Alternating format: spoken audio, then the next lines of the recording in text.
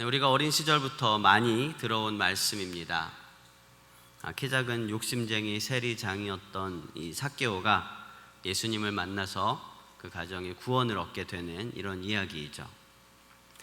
여러분, 오늘 말씀을 통해 우리들 모두의 집도 또 삭개오의 집처럼 하나님과 나와의 관계 안에서 방해하고 있는 모든 장애물들을 넘어서 주님께로 나아갈 수 있게 되는 저와 여러분이 되시기를 주님의 이름으로 축원을 드립니다.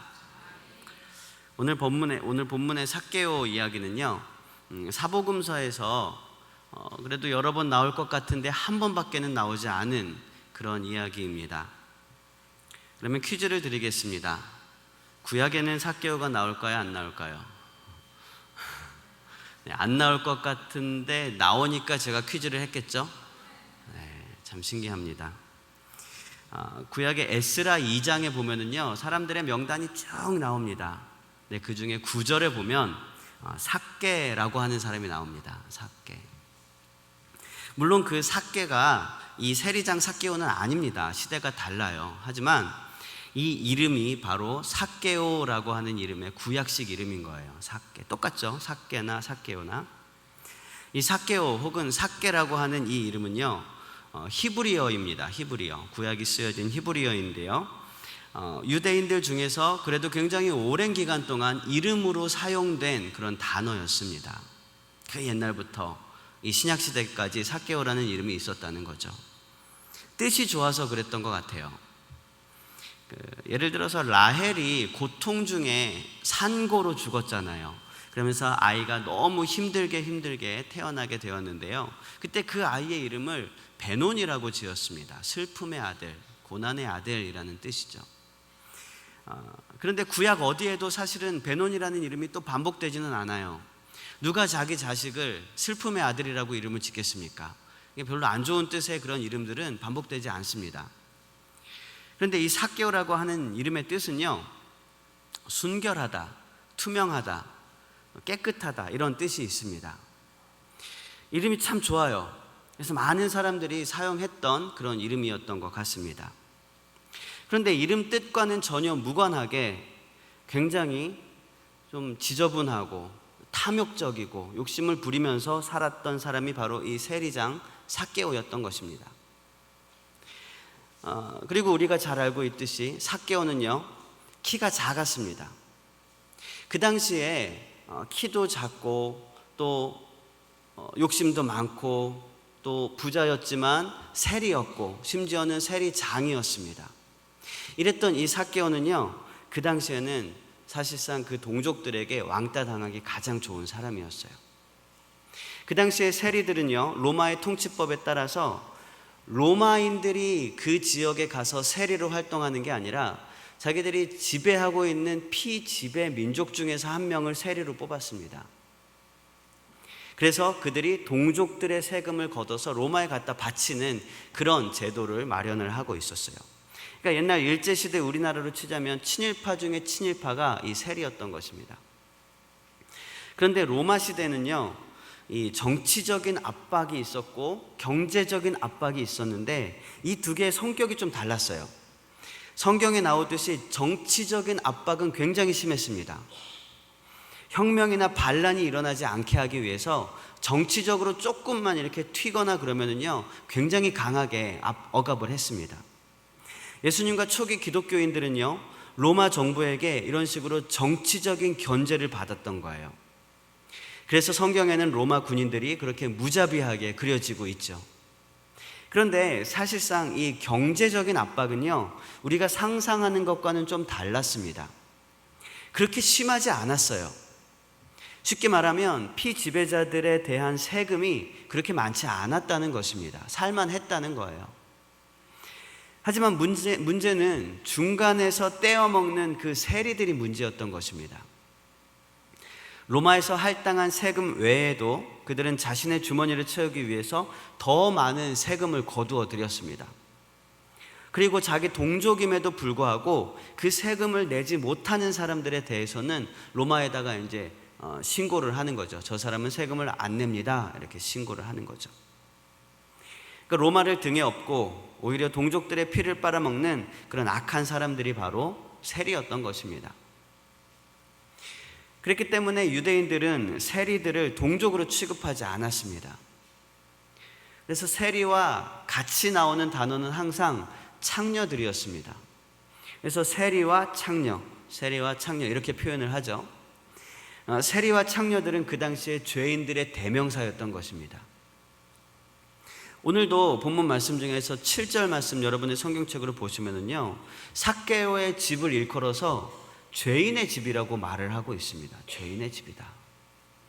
세리라는 직업 자체가 죄인이라고 인식되는 그런 문화였다는 것이죠. 그런데 삭개오는 그냥 세리도 아니고 세리장이었어요. 세리장. 그러니까 죄인 중에 괴수였다는 거죠. 그렇기 때문에 삭개오는 부자였고 집도 크고 의리의리했지만 그에게는 친구가 없었습니다. 항상 외로웠습니다. 혼자였고 소외되어 있었습니다.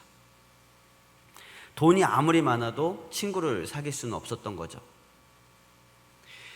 그런데 어쩌면 오늘 말씀을 보니까 도리어 그것이 잘된 것일 수도 있어요. 친구들이 많았더라면 아마도 예수님을 보기 위해서 나무 꼭대기까지 올라가진 않았을 것이니까요.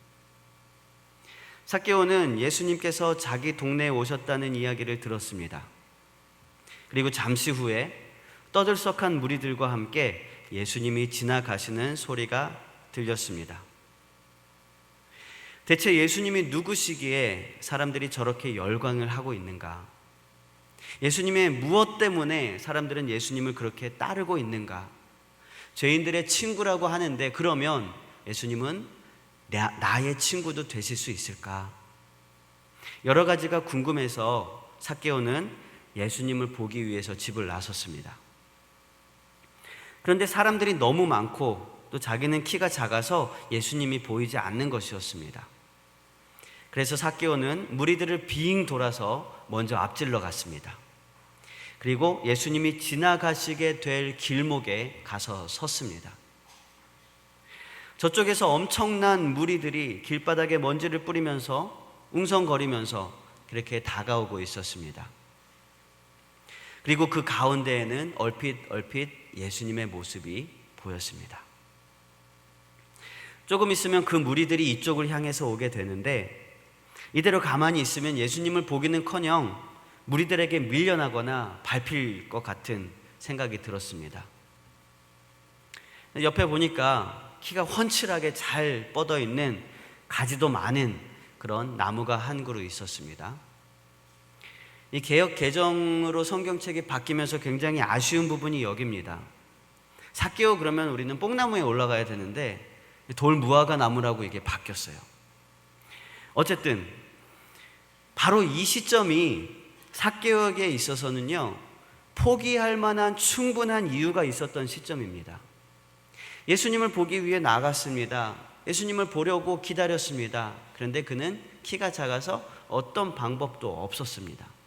포기하고 다시 집에 들어갈 법도 했습니다. 예수님에 대해서 궁금하고 만나고 싶었지만 그것을 가로막는 커다란 장애물이 있었던 거예요. 여러분, 장애물은 누구에게나 있습니다. 세상을 살다 보면 걱정과 근심거리가 끊임없이 있습니까? 없습니까? 산 하나를 넘고 나면 또 더 큰 산이 있습니까? 없습니까? 구멍 하나를 메우고 나면 더 큰 구멍이 뚫립니까? 안 뚫립니까? 다 똑같아요. 참 희한합니다. 우리 인생에서는요, 장애물이 있을지 없을지에 대해서 우리가 결정할 수 있는 건 없어요.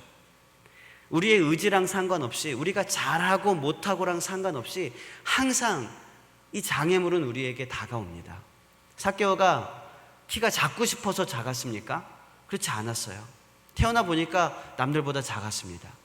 근데 그것이 예수님을 만나게 되는 데 있어서 장애물이 될 것이라는 건 몰랐죠. 그런데요, 그 장애물 앞에서 우리는 여러 가지 방법 중에 한 가지를 선택할 수는 있습니다. 내가 그 장애물이 오고 안 오고를 선택할 수는 없지만 그 장애물에 맞닥뜨렸을 때 나의 행동에 대해서는 선택할 수 있다는 거예요. 이 장애물로 인해서 우리가 예수님을 만나기를 포기할지, 아니면 그 장애물을 극복하고 주님께로 나아갈지. 참 아이러니한 것은요, 당시에 예수님을 만나기 위해 나아가던 사람들에게 있어서 공통적인 장애물이 뭐였냐 하면 동일하게 예수님을 만나고 싶어하는 또 다른 많은 사람들이었다는 거예요. 무리가 많다 보니까 예수님께 나아가기가 힘들었던 거예요. 그들의 시선이 있었고, 그들의 편견이 있었고, 혹은 그들의 만류가 있었기 때문에 이 다른 사람들은 예수님께 나아가기가 더 힘들어졌던 것입니다. 중풍병자 들린 사람이 예수님께 나아가기가 어려웠습니다. 그래서 그의 친구들은 많은 사람들을 피해서 지붕에다 구멍을 뚫었습니다. 삭개오가 예수님을 만나기가 힘들었습니다. 그래서 그는 작은 키를 대신해서 나무 위로 올라가기로 결정을 한 것입니다. 예수님을 만나기 위해 그렇게 나무 위에 올라갔습니다. 그리고 사람들이 오기 전에 나뭇가지에 숨어서 예수님이 가까이 오기만을 기다렸습니다. 예수님과 이야기도 나누어 보고 싶었지만 밑에 모여있는 무리들은 모두 다 자기를 적대시하는 그런 사람들이었습니다. 자기에게 죄인이라고 손가락질하는 그런 사람들이었어요. 이런 사람들 때문에 자기는, 키가 작은 자기 자신은 부끄럽게도 나무 위에 숨어 있을 수밖에 없었던 거예요. 그 나무 위에서 예수님을 부르기에는 너무나 창피했습니다. 무리들이 점점 가까이 오고 익숙한 여리고 길바닥에 흙먼지 냄새가 코에 들어왔습니다. 사람들이 한두 명씩 자기의 발밑으로 지나가기 시작했습니다. 그러나 이 사람들은 나무 위에 세리장이라고 하는 이 삭개오가 있을 것이라고는 아마 상상치도 못했을지 모릅니다. 사람들은 예수님을 한 번이라도 더 보고 어떻게든지 더 가까이서 보고 싶어서 모든 관심을 다 예수님께만 쏟고 있었기 때문입니다. 삭개오는 사람들이 혹시라도 올려다볼까 봐 가슴이 조마조마했습니다. 그리고 그 상태로 조심스럽게 예수님을 찾아보았습니다. 예수님은 많은 무리에 둘러싸여서 엄청난 인기를 누리고 있었지만 전혀 교만하시지도 않고 또 바쁘게 길을 재촉하지도 않으셨습니다. 그저 사람들에게 밀려서 천천히 여리고성을 지나 통과하고 계셨습니다. 예수님은 무리들에게 밀려서 점점 삭개오가 올라가 있는 나무 쪽으로 가까이 오셨습니다. 삭개오는 드디어 가장 가까이에서 예수님을 볼 수 있게 되었습니다. 온화한 눈빛과 웃음이 삭개오의 마음을 사로잡았습니다. 저런 분이 나의 친구가 되어주신다면 얼마나 좋을까? 저런 분이 죄인의 친구라고 했으니까 혹시라도 나의 친구가 되어주실 수는 없을까? 소문으로만 듣던 예수님의 얼굴을 직접 보니까 그 안에는 참된 평화가 가득했습니다. 아무리 영적으로 무디고 또 신앙생활도 별로 안 하던 이런 삭개오라고 할지라도 모든 생각과 모든 상황을 다 덮어두고 예수님 앞에 뛰어내려가서 무릎 꿇고 절하면서 예수님과 단 한마디라도 이야기를 나누고 싶었습니다. 그러나 수십 명, 수백 명의 눈이 예수님을 향하고 있었습니다. 이 한 번의 충동적인 행동으로 인해서 어쩌면 더 이상 그는 여리고에서 살아가지 못할 수도 있었습니다. 하지만 그래도 예수님과 단 한 번만이라도 이야기를 나누어 봤으면 그 기억 하나만으로도 일평생 나의 삶의 위로가 될 수 있을 것 같았는데 라고 삭개오는 고민하면서 생각을 했습니다. 그렇게 예수님과 무리들은 조금씩 나무 밑을 지나가고 있었습니다. 그런데 그때 예수님께서 무언가 잊어버린 것이 있는 것처럼 발걸음을 멈추셨습니다. 앞에서 끌고 뒤에서 밀던 사람들은 예수님께서 자연스럽게 가시다가 딱 멈추시는 것을 보고 이상하게 생각을 했죠. 뒤에서 아무런 상황도 모르던 사람들은 앞사람의 등과 부딪히면서 발걸음을 멈추었습니다. 이 와중에 삭개오는 예수님이 그래도 가장 잘 보이는 자리에 딱 멈추었다는 것이 너무나 기분이 좋았습니다. 조금이라도 더 그 얼굴을 볼 수 있었기 때문입니다. 예수님의 얼굴을 똑바로 보고 싶었는데 예수님은 나무 밑둥을 보고 계셨습니다. 그런데 그 예수님의 시선이 천천히 나무 위로 올라왔습니다. 조금만 더 올려다보면 삭개오가 있는 지점이었습니다. 삭개오는 들킬까봐 더욱더 어깨를 움츠렸습니다. 그러나 예수님은 아랑곳하지 않으시고 삭개오가 있는 곳까지 눈을 들어 바라보셨습니다. 삭개오는 예수님과 눈이 마주치고 말았습니다. 삭개오는 지금까지 생각했던 수많은 생각들, 머릿속으로 짜놓았던 계획들, 상상 속에서 오고 갔던 수많은 대화들이 다 백지장처럼 하얗게 바뀌고 말았습니다. 그의 몸은 얼음처럼 얼어버렸고 예수님의 그 평안하지만 권위 있는 눈빛이 자신의 모든 삶과 내면의 생각들을 꿰뚫어 보고 계신 것처럼 느껴졌습니다. 굉장히 짧고도 긴 시간이 흐른 후에 예수님께서는 상상치도 못할 말씀을 하셨습니다. 우리 여러분의 성경책으로 5절 말씀을 함께 읽어볼까요? 시작. 예수께서 그곳에 이르사 쳐다보시고 이르시되 삭개오야 속히 내려오라. 내 집에 유하여야 하겠다 하시니. 삭개오는 자기의 귀를 의심하였습니다. 예수님이 자기의 이름을 아는 거예요. 오늘 처음 봤는데, 아니 어쩌면 제대로 보지도 않았는데 자기 이름을 알고 있는 것입니다. 게다가 삭개오는 나무 위에 몸을 숨기고 있었는데 예수님이 그 삭개오의 모습을 보시고 그의 이름을 부르셨다는 거예요. 뿐만 아니라 예수님께서는 삭개오에게 이렇게 얘기를 하신 겁니다.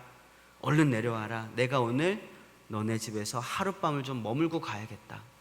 나에게 잠자리와 또 나에게 식사를 준비해 줄 수 있겠니? 삭개오는 정신이 아득해졌습니다. 거의 뛰어내리다시피 나무에서 내려왔습니다. 자기가 키가 작아서 나무에 올라가 있었던 것이 만천하에 드러났습니다. 그러나 창피하지 않았습니다. 아무런 상관도 없었습니다. 심장이 마구 뛰었습니다. 그는 기쁨으로 가득 찼습니다. 그 누구도 초청한 적이 없었던 자신의 집으로 삭개오는 예수님을 영접했습니다. 예수님과 어깨를 나란히 하고 가면서도 이것이 꿈인지 생시인지 몰랐습니다. 많은 사람들은 이제 예수님과 삭개오의 뒤를 따라가고 있었습니다. 세리 중에서 세리장으로 뽑힐 때에도 이만큼 기쁘지 않았습니다. 아니 예수님과 함께 할 수만 있다면 세리장 따위는 100개를 가져다 준다고 해도 필요가 없었습니다. 심지어는 로마 시민권을 준다고 해도 절대로 비교할 수 없는 평안과 기쁨이 가득하였습니다. 예수님이 삭개오의 집에 들어와서 앉으셨습니다. 이미 수많은 사람들이 삭개오의 집 여기저기에 앉아 있었습니다. 삭개오의 집이 사람들로 인하여 이렇게 북적인 적은 한 번도 없었습니다. 삭개오는 예수님의 옆에 서서 감격하며 벅차오르는 가슴을 어떻게 할 수가 없었습니다. 당대 최고의 인기인이었던 예수님을 집에 모셨다는 것 때문만은 아니었습니다. 그분에게서 나오는 평안함과 확고함, 그리고 친근함과 또 그 따뜻한 목소리로 처음 보는 자기의 이름을 불렀다는 것입니다. 이름을 부른다는 것은 특별한 관계가 있다는 것입니다. 어쩌면 이 동네에 자기 때문에 들어오셨을 수도 있다는 과대한 상상도 해보았습니다. 그런데 그때 갑자기 이런 생각이 들었습니다. 어두운 방에 빛이 비치면 무슨 일이 일어납니까? 보이지 않던 먼지들이 보이기 시작합니다. 보이지 않았던 더러운 그런 부분들이 다 드러나게 됩니다. 예수님 앞에 서니까 삭개오는 그제야 자신의 죄된 모습들이 보이기 시작한 것입니다. 탐욕과 거짓으로 사로잡힌 세리장으로서의 자기의 모습이었습니다. 예수님은 삭개오에게 아무 말씀도 하시지 않았지만 삭개오는 예수님 앞에서 도저히 가만히 있을 수가 없었습니다. 삭개오는 입을 열었습니다. 예수님 보십시오. 전 부자입니다. 하지만 이제 저의 모든 재산의 절반을 떼어 가난한 자들에게 나누어 주겠습니다. 그리고 예수님도 알다시피 저는 사기꾼입니다. 제가 원래 걷어야 할 세금보다 더 많이 걷어들인 그런 것들도 참 많이 있습니다. 이 모든 것은 4배로 갚도록 하겠습니다. 왜 4배로 갚아야겠다는 그런 생각을 했는지는 모르겠습니다. 구약 성경에 보면 이 4배라는 숫자가 굉장히 부자들이 가난한 자들을 억압하다가 그들에게 배상을 해주는 그런 때에 4배라는 숫자를 사용하긴 했습니다. 다윗이 나단에게 이야기를 했던 적이 있었죠. 삭개오는 그렇게 자기 자신의 과오에 대해서 인정하고 고백하면서 예수님 앞에 4배로 갚겠노라고 결단했습니다. 이건 결코 쉬운 결단은 아니었습니다. 그 자리엔 동네 사람들도 굉장히 많았습니다. 대부분 부정착취를 했기 때문에 절반의 재산을 떼어서 구제하고 남은 재산을 갖다가 4배로 갚으면 어쩌면 그의 모든 재산을 다 팔아도 부족해서 빚이 생겨버릴지도 모르는 상황이었습니다. 계산기도 제대로 두드려 보지 않은 것입니다. 그런데요, 예수님께서는 그때 모든 사람 앞에서 이렇게 이야기를 하셨습니다. 이 집에 오늘 구원이 이르렀다. 이 사람도 분명히 아브라함의 자손이다. 내가 온 것은 잃어버린 자를 찾아 구원하려 함이다. 삭개오는 그제서야 자기가 잃어버려졌던 사람이었다는 사실을 알았습니다. 그 전까지는 몰랐어요.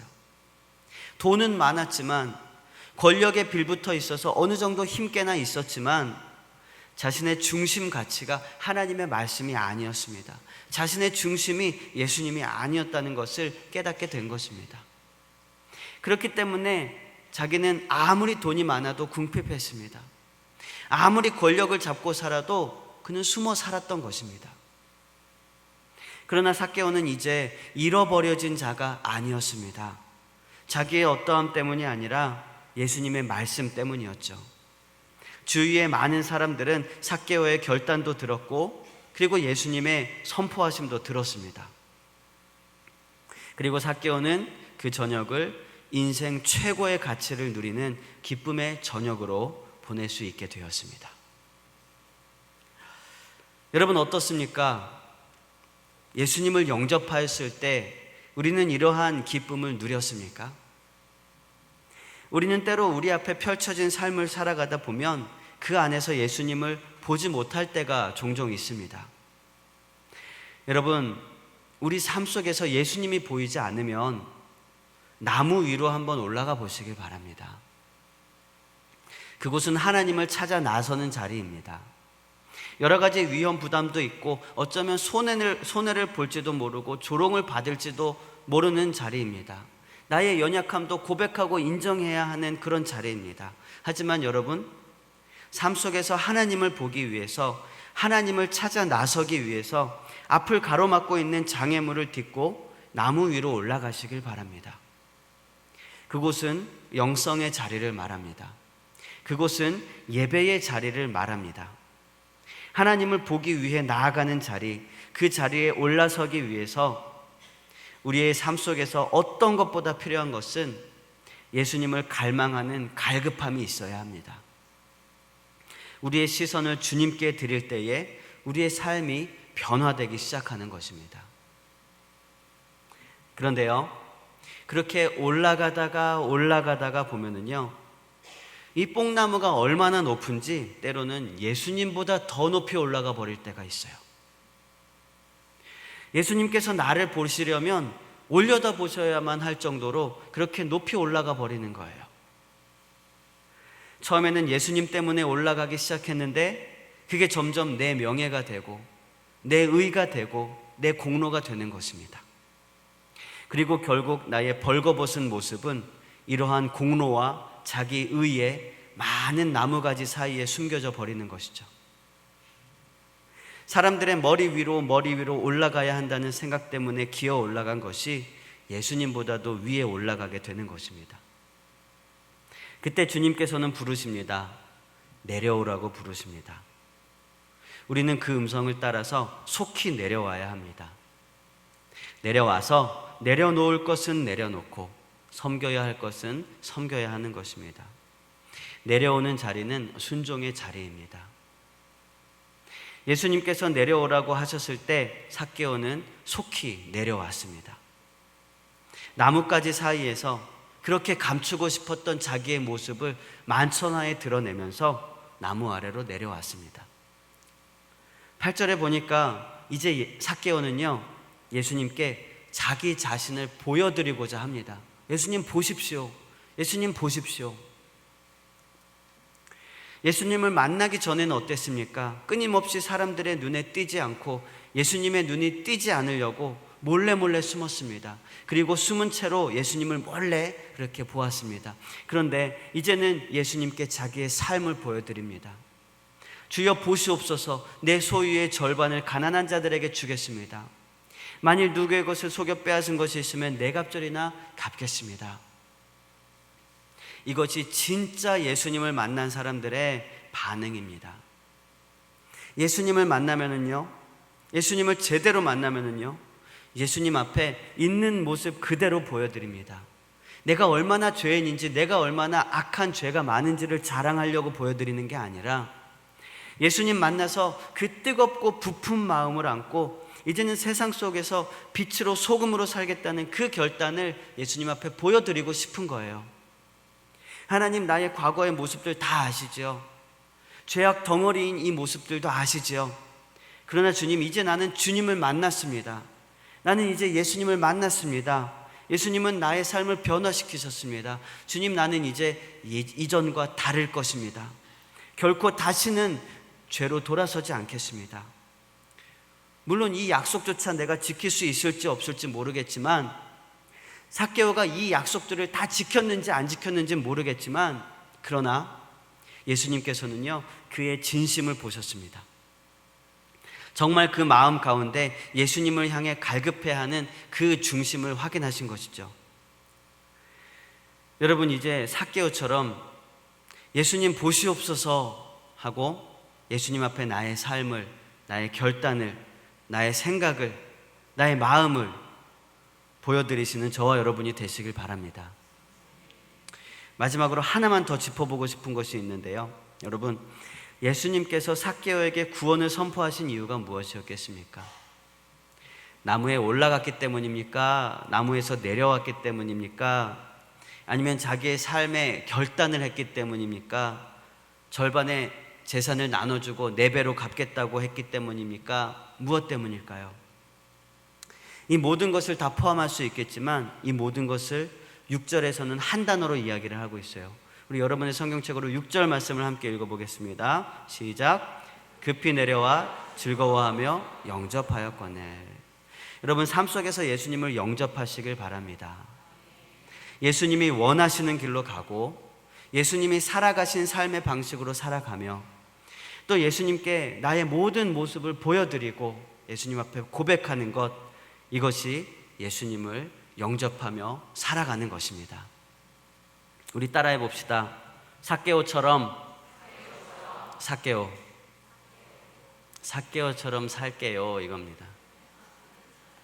네, 그렇게 예수님 만난 이후에 그런 삭개오처럼 사시는 저와 여러분이 되시기를 주님의 이름으로 축원을 드립니다.